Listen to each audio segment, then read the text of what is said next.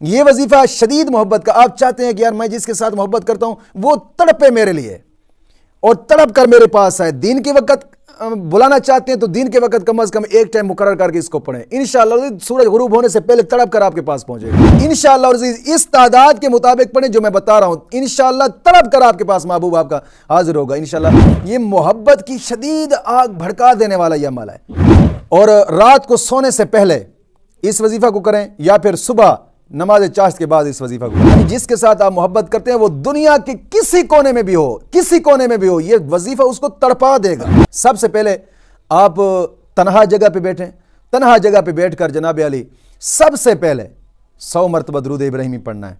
100 مرتبہ درود ابراہیمی پڑھ کر 300 مرتبہ صرف یہی الفاظ پڑھنا ہے، حامیم لا ینصرون، حامیم لا ینصرون، حامیم لا ینصرون، 300 مرتبہ پڑھنا ہے۔ پھر اس کے بعد 100 مرتبہ درود ابراہیمی، اس کا تصور کر کے پڑھیں۔ میں کہتا ہوں رات ہے دن ہے تڑپ کر آپ کے پاس حاضر ہوگا، بشرطے کہ ان شرائط کے ساتھ اس وظیفے کو کریں۔ میں کہتا ہوں آپ چاہتے ہیں نا 2 دن میں کام ہو تو 2 دن میں کام ہوگا، چاہتے ہیں 1 دن میں کام ہو تو 1 دن کے کام ہوگا انشاءاللہ العزیز، 1 دن کے اندر ہی۔ ایک مرتبہ اس کو آزما کر دیکھیں، انشاءاللہ کرشمے آپ اپنی آنکھوں سے دیکھتے رہیں گے انشاءاللہ العزیز۔ مولا کریم دین متین کی سمجھ عطا فرمائے۔